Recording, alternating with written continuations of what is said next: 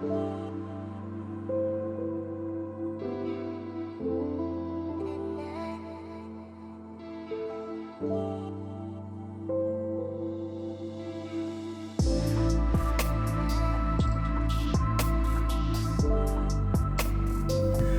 بات یہ کہ الفاظ کے مختلف معنی ہوتے ہیں، اس کا کیا علاج؟ تیسری بات یہ کہ متن کے کسی حصے کو مرکزی حصہ کہا جائے اور اس مرکزی حصے کی روشنی میں پورے متن کی کس طرح تشریح کی جائے۔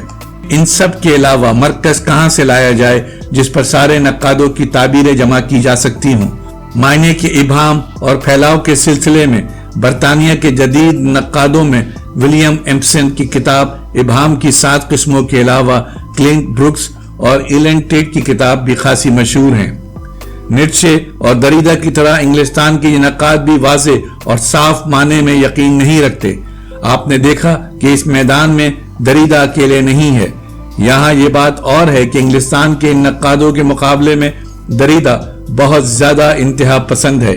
اس کا طریقہ کار ہی انتہا پسندانہ نہیں ہے، بلکہ وہ نظریہ جو اس طریقہ کار کے پیچھے ہے وہ بھی بہت زیادہ انتہا پسندانہ ہے۔ دوسرے لفظوں میں انگلستان کے جدید نقادوں کی فکر اور دریدا کی فکر میں فاصلہ بہت ہے۔ دریدا کے نظریہ نشان کے سلسلے میں اس پر غور ہونا چاہیے کہ وہ کہتا ہے کہ معنی ذہن میں ہوتے ہی نہیں۔ وہ کہتا ہے کہ ہم کاغذ پر تحریر کی صورت میں جو نشان بناتے ہیں ان سے مافی اور امیج پیدا نہیں ہوتا۔ تصور معنی یا سگنیفائیڈ وجود ہی نہیں رکھتا۔ تصور معنی یعنی سگنیفائیڈ ایک التباس کے سوا کچھ نہیں ہے۔ وہ کہتا ہے کہ یہ التباس انسان اس لیے پیدا کرتا ہے کہ وہ زبان کے مادہ پرستانہ تصور اور ان کے نتائج سے گھبراتا ہے۔ دریدا کے خیال میں انسانی ذہن ایک عدم موجودگی یعنی ایبسنس کے سوا کچھ نہیں اور ایک امپیٹنس یعنی خالی پن کے سوا کچھ نہیں۔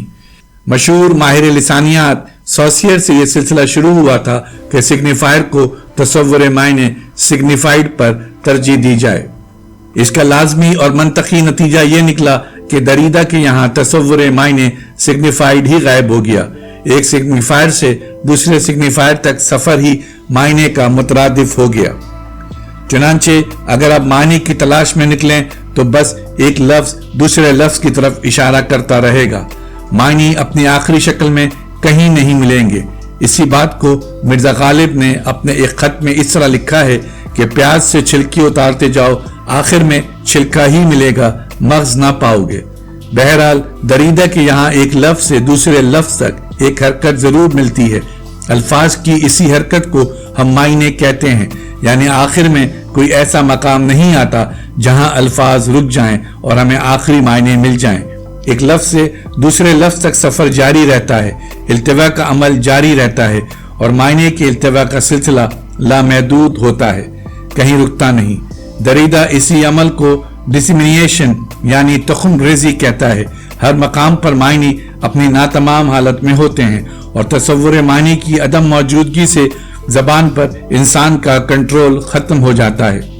چنانچہ معنی کی عدم موجودگی میں زبان خاموش نہیں بیٹھتی، اپنی توانائی اور تخلیقیت کے لیے راستہ ڈھونڈ نکالتی ہے اور مصنف، شاعر اور قاری کو اس تخلیقیت کے سامنے سپر ڈالنی پڑتی ہے۔ تخم ریزی کے اس عمل میں زبان اپنی انفرادی اور سماجی ذمہ داریوں سے اپنا دامن چھڑا لیتی ہے اور پھر زبان وہ راستہ اختیار کر لیتی ہے جس کے بارے میں کسی قسم کی پیشن گوئی نہیں کی جا سکتی۔ سوال یہ ہے کہ دریدا کے یہاں تحریر کو اتنی زیادہ اہمیت کیوں ہے جبکہ سقراط اور افلاطون سے ہسرل اور سوسیئر تک بولے ہوئے الفاظ کو تحریر پر فوقیت حاصل ہے۔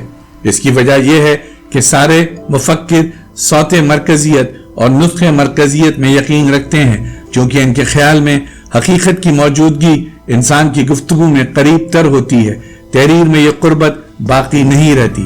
آپ کو یاد ہوگا سوسیئر نے زبان کا ماخذ لینگوی کو بتایا، دریدا اس لینگوی کی بجائے تحریر کا تصور پیش کرتا ہے۔ روایتی فلسفے میں فطرت یعنی معروضی حقیقتیں اور انسان کے داخلی خیالات اہمیت رکھتے ہیں۔ دریدا فلسفے کے ان روایتی تصورات کو رد کر کے تحریر کا تصور پیش کرتا ہے، یعنی مادہ پرست ہونے کے باعث وہ انسان کی داخلی دنیا میں بھی شیئیت یعنی تھنگنس کو داخل کر دیتا ہے۔ گویا दरीदा ने अपने तसव्वुर तहरीर के जरिए दाखिलियत को मादियत में ढालने की कोशिश की है। दरीदा मादे को तस्लीम करता है, रूह, स्पिरिट और जहन को नहीं, यानी वो मादे और जहन की सनवियत को तस्लीम करता है। जिस्म के मुकाबिल रूह, फितरत के मुकाबिल स्पिरिट और मादे के मुकाबिल जहन को नहीं रखता। वो कहता है कि जहन, रूह और स्पिरिट को मादे पर इखलाकी बरतरी जरूर हासिल है। रिवायती फिक्र में रूह की जिस्म पर हुक्मरानी है, जहन को मादे पर फतह हासिल होती है और स्पिरिट फितरत की कानून साज है। दरीदा के अल्फाज में क्लासिकी नौइयत के फलसफियाना तजादात में पुरअम बकाए बाहमी नहीं है, बल्कि एक मुतशद्दिद हुक्मरानी की दर्जावार मानियाती तरतीब है। दो इस्तिलाहात में से एक इस्तिलाह दूसरी पर हुक्मरान रहती है या उसे गलबा हासिल रहता है। पोजीशंस।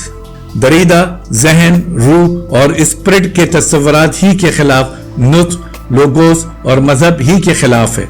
बहरहाल यूरोप के मुफक्किर तो हर चीज को इंतहा तक ले जाकर देखते हैं। वहां फलसफा और अदब में फिक्र और इजहार के नए नए रास्ते इख्तियार किए जाते हैं। इनकी तरक्की का राज भी इसी में है। हमें इनके नए रास्तों की तलाश से डरना नहीं चाहिए। मगरिब की इन फिक्र अंगेज बातों को कबूल करना चाहिए जो हमारी इस्लामी कदरों के खिलाफ ना हो।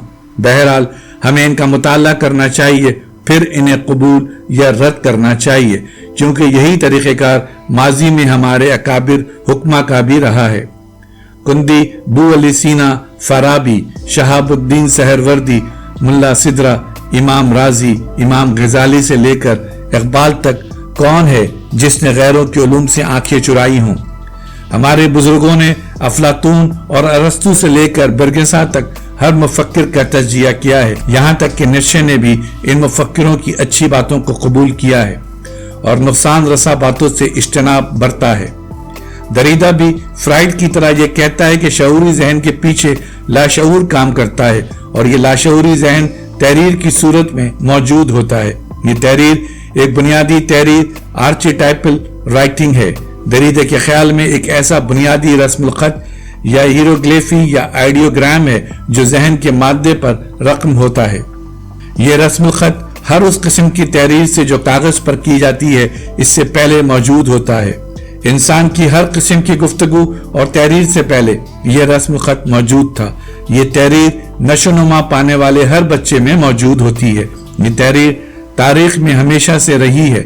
जाहिर है कि दरीदा का यह तसव्वुर फ्राइड से माखूज है, इसलिए हम उसे यही छोड़ते हुए दरीदा के मशहूर तसव्वुर डीकंस्ट्रक्शन यानी साक्ष चिकनी की तरफ आते हैं। अब हम दरीदा से ये सवाल करेंगे कि लाशऊर को रहने दीजिए, पहले ये बताइए कि शऊर से आपकी क्या मुराद है। मजीद ये बताइए, आपके ख्याल में दिमाग मादा है तो फिर इस मादे के शऊर से क्या ताल्लुक। आखिर हमें ये किस तरह मालूम हो कि हकीकी दुनिया हमारे खारिज में मौजूद है। खारजी दुनिया का जो अक्स हमारे जहन पर मुर्तसिम हो रहा है वो कहाँ तक सच्चा है। खारजी दुनिया के जो तासुरात हम पर हो रहे हैं वो कहाँ तक हकीकी हैं। बार्कले ने तो खारजी दुनिया ही को दाखिली दुनिया ठहरा दिया था। दरीदा कहता है कि ये शऊर वगैरह सिर्फ आपका इल्तिबास है, ऐसा इल्तिबास जो आपने दिमाग के मादी होने से बचने के लिए इख्तरा और ईजाद कर लिया। जिसे आप जहन समझते हैं वो सिर्फ एक तस्वुर मायने यानी सिग्निफाइड है जो दरअसल गायब है। रोमानवी शोरा फितरत की दुनिया में स्पिरिट की जलवागिरी देखते थे, मसलन वर्ड्सवर्थ वगैरह। दरीदा इन बातों को रिवायत परस्तों के तस्वुर नुत्क का करिश्मा समझता है, हकीकत नहीं। इसका नजरिया तहरीर एक नौइयत की मादा परस्ती है।